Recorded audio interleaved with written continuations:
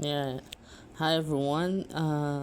Another day, another vlog. So we're gonna do another vlog. Please open your Bible to Psalms 103 verse 1 to 22. It's Psalms 103 verse 1 to 22. With all my heart, I want to praise the Lord. Ng buong puso ko, gusto kong sambahin or gusto kong purihin ang Panginoon. I want to praise His holy name with all that I am. Gusto kong purihin ang banal na ngalan ng buong ako. Ng buo na ako, no? With all my heart, I want to praise the Lord. Ng buong puso ko, gusto kong purihin ang Panginoon. I must never forget all the good things He has done. Hindi ko maaaring kalimutan lahat ng magagandang bagay na nagawa niya. He forgives all my sins and heals all my sicknesses. Pinatawad niya ako sa lahat ng pagkakasala ko at pinagaling ang lahat ng karamdaman o sakit, no, na meron ako. Ano-ano ba yung mga sakit, no? First and foremost, balik tayo dito sa sinabi na una. I must never forget all the good things He has done. Ano-ano ba yung magagandang bagay na nagawa ng Panginoon sa atin? Iba-iba tayo ng mga things o magagandang bagay na naibigay sa atin ng Panginoon. Pero minsan yung maliliit na bagay hindi natin na recognize, no, na maganda rin 'yon. Maraming pagpupuri binibigay or maraming mga magagandang bagay na binibigay sa atin. Pero sometimes sa sobrang dami nating wealth or sa sobrang dami ng kalakasan natin, hindi natin hindi natin napupuri yung Panginoon sa mga blessings na binibigay niya sa atin. Hindi natin napapahalagahan. Iniisip natin na normal lang yan, 'di ba? Kung mayaman ka man, 'di ba? Normal lang nabigyan ako ng aking papa ng ganitong sasakyan. Normal lang nabigyan nila ako ng tahanan na bagong mansyon. 'Di ba? Sa iyo normal 'yon, pero sa ibang tao hindi normal 'yon, okay? Ano-ano ba yung mga binibigay sa atin ng Panginoon na magagandang bagay na dapat natin siyang purihin? 'Di ba? Ayan, medyo sorry, lumalabo yung camera natin, no. Ayan, medyo malinaw na. So, ano yung magagandang bagay? Sabihin natin hindi man good o hindi man at your best yung health mo, pero purihin pa rin natin ang Panginoon kasi kahit papaano buhay ka pa, 'di ba? May hangin pa rin sa baga mo. May liwanag pa rin na dumadapo sa iyong balat, 'di ba? Yung sunrise. Meron pa rin taong mga nagmamahal sa iyo na nakapalibot sa iyo. Marami kang problemang pinagdadaanan. Marami kang like kung nasa ospital kayo, marami kayong bills and everything, 'di ba? Or maraming problema na dumadagok sa atin, no? Pero let's let's try to praise pa rin o purihin pa rin natin ang Panginoon sa mga bagay na hindi natin napapansin, no? Sa mga bagay na binibigyan niya pero hindi mo nabibigyan ng pahalaga, 'di ba? So, 'yun. Ano pa ba? Verse 3, He forgives all my sins. Pinapatawad niya ako sa lahat ng pagkakasala ko. Pagkakasala, paano ba tayo nagkakasala? Pinakamabilis para tayo magkasala is sa pag-iisip lang, our thoughts. 'Di ba? Minsan nag-iisip tayo ng masama sa tao na 'yon, pero hindi naman pala yun yung intent ng tao para sa iyo, 'di ba? Pero ikaw, kung ano-ano na iniisip mo. So, sabi nga ng aming pastor, no, ang mga pastor namin gagaling dito, medyo na miss out ko nga lang yung church namin last pero namamaga kasi yung pa ako, pero always yan yung mga sinasabi nila pastor, lagi yan nasa naka yan sa heart namin, pati sa aming isipan, no, naka-engrave na kumbaga, no. Lagi sinasabi ng pastor namin, huwag kayong magpa sakop sa demonyo, 'di ba? yung mga iniisip daw, wag daw magpasakop sa demonyo. Ibig sabihin, wag kang makinig sa binubulong ng demonyo. 'Di ba? Kasi pag araw na ng simba, dapat makasimba. Kung araw na ng dasal, dapat magdasal. Kung oras na pala, hindi araw, no, sorry. Kung oras na ng pagbabasa ng Biblia, magbasa, 'di ba? With all your heart, dapat naintindihan mo yung binabasa mo. Kung hindi mo maintindihan yung Bible na binabasa mo, totoo lang. Ang tatay ko, Pastor Dean, 'di ba? Reverend Doctor ang papa ko, Reverend Doctor Antonio Ong. At times, meron tayong mga binabasa na ako, may mga nababasa kong libro ni Papa. Minsan, di ko masyado maintindihan kasi iba-ibang version. So, eto, binigay to ng aming kapastoran. Itong Bible na sinishare ko sa inyo, napaka-basic ng English dito. At hindi ka mahirapan kasi walang mga or mga ganun na salita na medyo malalim, parang hindi mo maintindihan. So, this Bible, I think suits yung mga tao na mas mabilis maintindihan and mabilis ma-translate. Kaya ito yung ginagamit ko right now. Pero priorly, I was using pa nga yung Bible ng papa ko na medyo mas malalalim yung salita, no? So, pag nahirapan ka, ito nga po pala tong Holy Bible natin na to is easy to read version. Ayan. Yan. Tas sa mga kaibigan natin diyan, no, mga gustong umorder, no. Si pastor din po kasi namin dito is work before, retired na siya ngayon, pero he worked priorly with a publishing company, and ito isa sa pinapublish nila.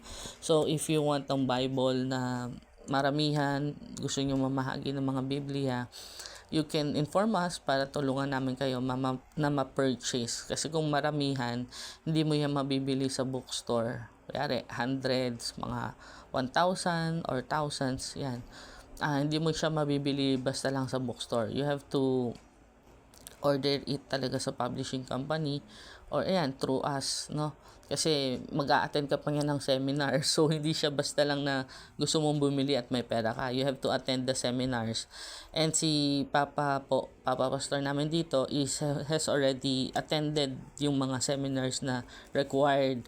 So, he can, kumbaga, he can guide you through kung ano yung mga dapat and how to purchase this Bible. Okay? So, balik tayo. Ano yung mga kasalanan natin? He forgives all my sins. Ibig sabihin, sa thoughts pa lang natin, nagkakasala na tayo, no? When we think bad things about others, no ba? Masama na yon. So, wag tayong magpapasakot, sabi ng pastor namin, nila Pastor Eli. Wag kayong magpapasakop sa demonyo. Yan. Yung salita talaga, demonyo, kasi ang demonyo magaling mag-tempt yan. So, kung naiinis ka sa tao, nagkakaroon ka ng animosity or hindi maganda or grudge sa tao na yon, huwag kang magpapasakot sa demonyo, no? Minsan nakakagulat, even Christians, no? Even Christians, mga taong simbahan na, ay nakakapag-isip pa ng masama sa ibang tao. So, dapat iwasan po natin yon. Huwag tayong mag-isip ng masama sa tao. Diba? Malay nyo, there are things lang na gusto niyang ma-settled muna, 'di ba? So, sometimes hindi lahat ng binubulong ng demonyo is kailangan natin paniwalaan. Actually, wala dapat tayong paniwalaan sa binubulong ng demonyo. At kung meron man sumasagi sa isipan nyo, no, na kapitbahay nyo, na kinukulam kayo, o na kung ano-ano man, no, na baka hindi maganda iniisip nitong tao na to, tinawaran ko ng husto yung paninda niya, tapos ganyan, baka sumama yung tingin sa akin pero binigay, alam mo yun. So pag no, huwag na kayo masyadong tumawad kasi baka naman sa sobrang tawad nyo, nasasaktan na yung nagbebenta, yung vendor. So kailangan din nila yun, kaya minsan medyo less tayo sa pagtawad. Actually, mama ko nagsabi sa akin nun na hindi lahat ng bagay magandang maging thrifty tayo, 'di ba? Pero hindi lahat ng bagay kailangan nating sagarin yung nagtitinda. Lalo naman kung nakikita mo yung vendor is wala naman masyadong enough, no? So, huwag masyado matawad sa mga vendor. Kawawa naman po sila kung puro na lang tayo tawad at wala na silang kikitain. Okay, yan. Turo yan sa akin ng mama love ko, mami Lorna. Yan. Lagi ko yung naalala na sinasabi niya, huwag masyadong tatawad kasi kawawa naman yung nagbebenta. Yan. And heals all my sicknesses at pinagagaling ang lahat ng aking karamdaman. Yan. Yun. So, ang Panginoon nagtatanggal ng kasalanan at pinagagaling pa ang lahat ng sakit natin. Alam nyo ba kung paano kayo? Ito ilang beses ko na to sinabi. Pero every time kasi na parang I felt na masakit yung puso ko, magdadasal ako, magbabasa ako ng Biblia. Tsaka ito nangyari na talaga to sa akin na honestly, mamatay man ako. Ngayon, habang nag-uusap tayo, no, o habang sinishare ko to sa inyo, gusto ko talagang maintindihan ninyo itong audience ko na to. Yung mga nakikinig, no? Yung mga hindi nakikinig, malamang nakaalis na eh. Pero yung mga nag-stay, yung gusto pang makinig at gusto matuto sa salita ng Panginoon. Pag malabo mata mo, magbasa ka ng Bible. Hanapin mo yung verse na magpapagaling sa ano. Actually, may makikita naman kayo na kuyari, nung malabo yung mata ko, hinanap ko kung paano yung mga verse na nagpapagaling sa ng mga verses na nagpapagaling or merong healing, no? At nagulat ako after reading yung passage, biglang lumiwanag yung mata ko. Pero malabo na that time eh. Biglang lumiwanag. Ito talaga totoo nangyari sa akin. So, tayo pa na nananampalataya o kahit bago ka lang naniniwala sa Panginoon, pag hiniling mo, lumalabo yung mata mo, tapos maghanap ka ng Bible verse na nandyan, na nagsasabi ng bibigyan ka kagalingan, ibibigay niya talaga sa'yo. Kasi this has happened to me. Nangyari to sa akin.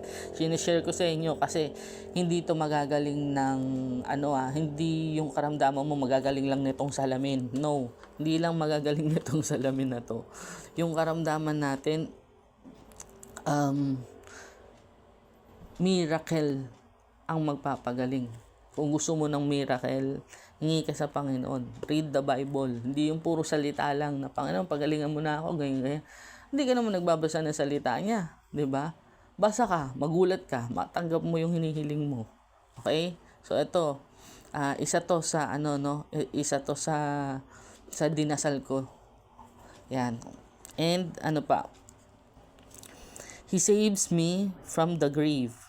Iniligtas niya ako sa sa kamatayan na to, and He gives, or sa libingan, and He gives me love and compassion. At binibigyan niya ako ng pagmamahal at habag, sabi. Siyempre, dahil sa ganun nga nangyari sa akin, lumabo mata ko. Siyempre, binigyan niya ako ng pagmamahal, kaya niya pinagaling ako. Binigyan niya din ako ng habag, no? So, yun. He gives me plenty of good things. Totoo, natural. Pag anak ka ng Panginoon, bibigyan ka niya ng napakaraming bagay na magagandang bagay. Napakarami. Hindi mo na mabibilang. Magandang trato na lang sa'yo ng kapwa mo, kapitbahay mo, 'di ba? Church members nyo, 'di ba? Isa na rin 'yun sa magagandang bagay.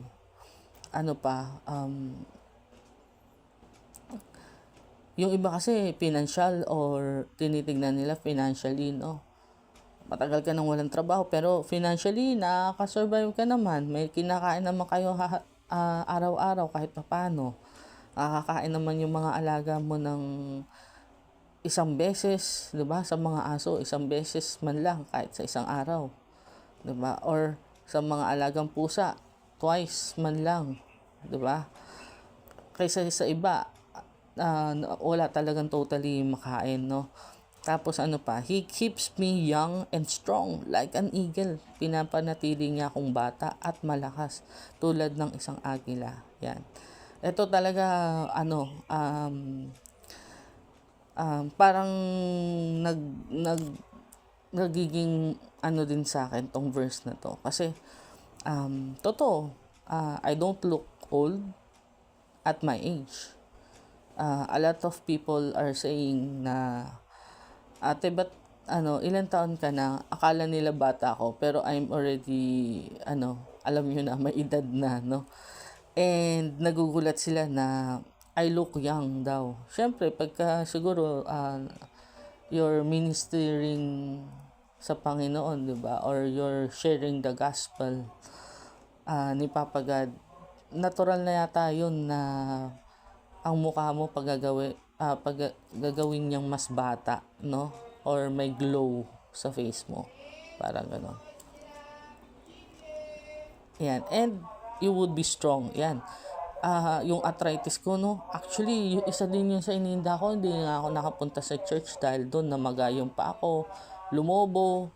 Ilang araw. Tapos, ang nakakaloka kung kailan malapit pa magsimba, doon pa na mamaga. Kung kailan yung church day o bago mag-church day, mamamaga na siya. Tapos, church day, hindi ako makapunta. So, yun, lahat talaga ng paraan para gumawa yung demonyo ng masama ay gagawin niya. Pero I'm very happy dahil kahit pa paano pinapagaling niya ako, 'di ba? At nawawala yung namagana pa ako or na-arthritis ako, ganyan. So, kahit pa paano gumaling. 'Di ba? Yan. So, pinapalakas niya tayo ulit. So, kahit anong mga karamdaman mo, you might think na baka hindi ka gagaling or what. Huwag ka mawala ng pag-asa. Ako nga halos labo-labo na nung mata ko na hindi ko na makita yung gusto kong tignan. Luminaw pa. Tapos yung pa ako na namamaga kasi namamaga to kakalakad ko. Totoo lang. Labas ako ng labas, naglalakad ako, naghahanap ako ng makakausap or naghahanap ako ng mga clients, no, para maalok namin kasi right now lumalabas-labas talaga ako. And syempre paglakad ka ng lakad, yung fall ng gravity lahat nasa paa mo. And tendency weight bearing joint is yung osteoarthritis is ang affected niya na joint is yung weight bearing, yung joint mo na nagbubuhat ng lahat ng bigat ng katawan mo. So yun, kaya namamaga. So lagi ko naman tinataas pero at times di talaga maiwasan, so namamaga siya. Yun, at wag lang sanang sumpungin at thank you Lord kasi pinagagaling niyo ako. Kasi nawawala, basta ipahinga ko siya ng 1-2 days or 1 day, tas labas ka na half day, di ba? Kahit pa paano para ma-accomplish ko rin yung dapat kong magawa. Yun. And asa na tayo?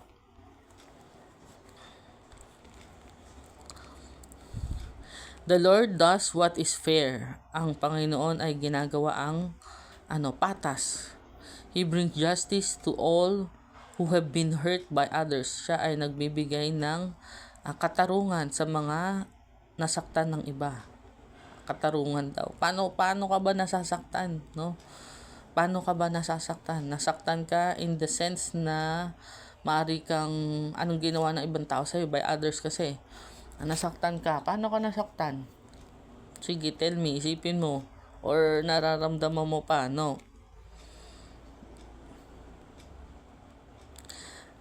Probably nasaktan ka in the sense of pwedeng napakulong ka, 'di ba? Pwede ka napakulong. At from there, nasaktan ka. Pero ginawan ka ng Panginoon ng justice. Ibig sabihin, pinalaya ka pa rin. 'Di ba? Ano pa? Pinagbintangan ka. Pero, nalinis mo naman yung pangalan mo. Naayos pa rin. 'Di ba? So, kailangan mo lang i-defend yung sarili mo sa court. So, ang dami, no? We have politicians na nakukulong and sana kung talagang walang kasalanan, no, ma-clear out yung mga names nila. Hindi lang politician, kahit other people, sometimes gumagawa talaga ang demonyo ng paraan para kayo ay maakusahan. Pero it's by the grace of God na makalaya kayo, na walang bisa yung mga accusation sa inyo. Yan. So, ano pa, justice, probably niloko ng jowa mo, di ba? And then, eventually, malalaman mo naman loloko pala siya. So, ibig sabihin, hindi talaga siya yung tamang tao sa'yo. At least you know earlier kaysa sa kalaunan pa kung kailang kasal na kayo. Mahirap yun kasi kung married na kayo tas nagloloko pa siya, di ba? Ano pa bang justice ang pwede? Siniraan ka ng puri, mga ganon, no? Paninirang puri, 'di ba? So, napakaraming things na pwedeng mag-cause sa atin ng injustice. Pero si Papa G talaga or Papa God ang gagawa ng paraan para kayo ay um, ma-acquit sa mga yan, 'di ba? Or mapawalang sala, 'di ba? So he taught his ways to Moses. Tinuro niya ang mga paraan niya kay Moses and let the Israelites see the powerful things he can do. Tinuro niya ang paraan niya kay Moses at hinayaan ang mga Israel na makita ang mga malalakas o malalakas na bagay na kaya niyang gawin, diba? Kasi ang daming ginawa ni Moses para maniwala lang yung mga tao sa kanya, lalo na si Pharaoh, diba? So number 8 or verse 8, the Lord is kind and merciful and He is patient and full of unfailing love. Ang Panginoon ay mabait, no? Mabait ba ang Panginoon sa inyo? Oo, mabait ang Panginoon. Minsan inisip mo hindi siya mabait kasi kinuha niya sa iyo ang pinakamamahal mo. Pinakamahal mong partner, asawa, or magulang. At pag nawawalan tayo ng mahal sa buhay, feeling natin kinuha na ng Panginoon ang lahat ng bagay na pinakamahalaga sa atin. Kasi yun na lang ang meron mo at kinuha pa sa iyo. Pero lagi mong tatandaan na ang Panginoon ay mabait. At hindi lang siya mabait, mahabagin ang Panginoon. So yan na, He is patient and full of unfailing love. Siya ay mapagpasensya at puno ng at hindi nagbabago ang kanyang pagmamahal. Kaya kahit magalit ka sa Panginoon ngayon, o matagal ka ng galit sa Kanya, ilang taon mo nang kinikimkim yung galit mo dahil kinuha niya yung loved ones mo, yung pinakamamahal mong ina, ama, kahit kahano katagal mo nang kinikimkim yan, He still loves you at hindi pa rin nagbabago ang pagmamahal sa iyo ng Panginoon. Kahit ilayo mo pa yung sarili mo sa Kanya. Minsan tinuturuan ka lang niyang ng mga bagay para maintindihan mo in a larger aspect kung anong dapat at kung ano ang tama. So verse 9, He does not always criticize. Hindi siya laging namumuna o lagi kang pinupuna. He does not stay angry with us forever. Hindi siya nananatili na galit sa atin magpakailanman. We sinned against Him, tayo ay nagkakasala sa Kanya, but He didn't give us the punishment we deserve. Tayo ay nagkakasala sa Kanya, ngunit hindi niya binibigay ang parusa o ang tamang parusa para sa atin. His love for those who honor Him is as high above as the heavens above the earth. Ang kanyang parang His love, ang kanyang pagmamahal sa mga gumagalang sa Kanya is kumbaga ay kasing taas ng langit at mataas din sa mundo. So, and He has taken our sins at kinuha niya ang ating kasalanan as far away from us as the east from the west. Kinuha niya ang ating kasalanan na mas malayo pa, no? Or kasing layo ng east daw from the west, kung kanduran at silangan, parang gano'n, no? So from east to west, napakalayo, no? The Lord is kind to those who honor Him. Ang Panginoon ay mabait sa mga gumagalang or nagbibigay karangalan sa Kanya. As a father is to his children, tulad ng ama na sa kanyang mga anak. Next verse, 14. Yan, usog lang natin. He knows all about us. Alam niya ang lahat sa atin.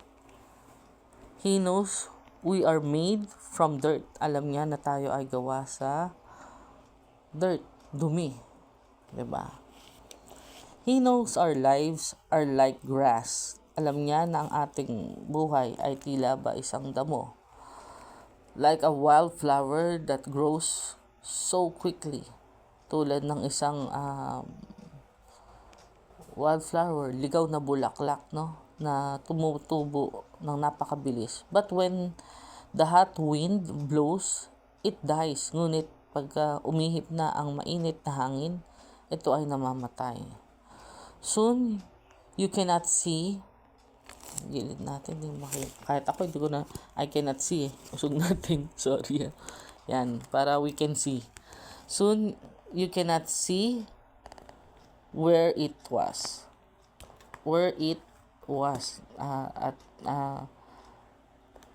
Hindi na daw natin makikita kung nasaan na ito. But the Lord has always loved those who honor Him. Ngunit ang Panginoon ay patuloy na nagmamahal sa mga gumagalang o nagbibigay ng karangalan sa Kanya. And He will continue to love them forever. At siya ay patuloy na magmamahal sa kanila magpakailanman. And be good to their descendants. At magiging mabuti sa kanilang mga supling or inapo. He will be good to those who are faithful to His agreement and who are careful to obey His commands. Siya ay magiging mabuti sa mga tapat, no? Sa kanyang mga agreement with means kasunduan. Tapat sa kanyang kasunduan and who is careful to obey His law. At ang sa mga sumusunod sa kanyang mga pinag-uutos or commands, no? Next tayo.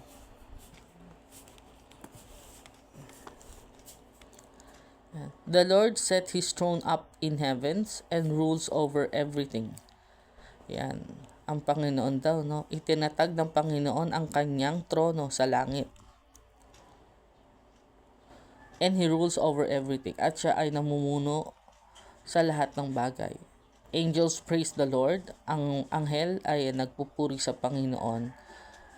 You angels are the powerful soldiers who obey His command. Kayong mga anghel, ang mga malalakas na sundalo na sumusunod sa kanyang mga pinag-uutos or commands. You listen to Him and obey His commands. Kayo ay nakikinig sa Kanya at sinusunod ang Kanyang mga pinag-uutos. Praise the Lord, purihin ang Panginoon. All His armies, you are His servants, and you do what He wants. Purihin ang Panginoon, ang lahat ng Kanyang armies daw, ang lahat ng Kanyang kasundalahan, no? You are His servant, kayo ang Kanyang tagapagsunod, and you do what He wants. At sinusunod niyo ang Kanyang ninanais. Verse 22, last verse. Everything the Lord has made should praise Him. Lahat ng ginawa ng Panginoon ay nararapat lamang na siya ay puriin. Throughout the world that He rules. Sa buong mundo daw na siya ang namumuno. With all my heart, ng buong puso ko. Yan, para tayo nanunumpa nito kasi nararamdaman ko rin, no? Ng buong puso ko, I want to praise the Lord. Ng buong puso ko, gusto kong purihin ang Panginoon. So, verse na to, medyo marami, pero maganda, no? Kasi, ito, songs of praise talaga to ni David. Ayan, nakikita nyo naman dito. So, ang galing ni David, no? Sa dami ng bagay na pwede natin gawin or sabihin, naisulat niya ito. Naisulat niya tong buong verse na ito. Napakaganda. Marunong siya magpuri sa ating Panginoon at humingi ng lahat ng pagpapakumbaba sa kanyang lahat ng nagawang mali, no? Kasi always ask for forgiveness, no? If you want to have a breakthrough kung gusto nyong makuha yung ninanais nyo, kailangan marunong tayong humingi ng tawad sa Panginoon. Let us find a way kung paano magkaroon ng personal relationship sa Panginoon.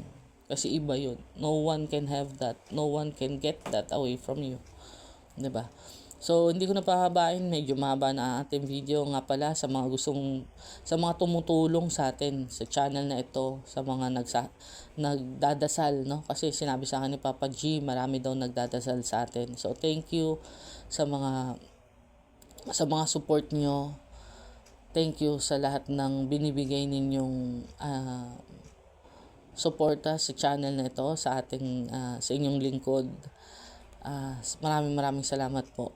Sa mga gusto naman mag-donate para sa ating channel, mapalawig pa natin ang ating mga ginagawa.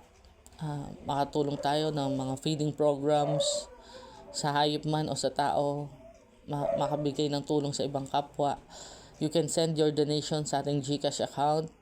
We have a GCash account na 0920-234-2275, 0920-234-2275. Yan ang ating GCash.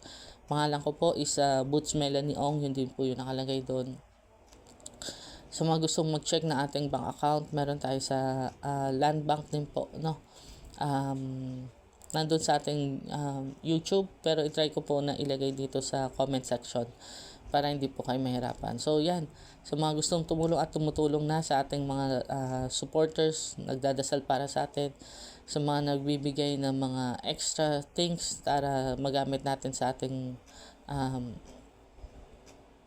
ministry na ito. Maraming salamat po. Until our next video, bye!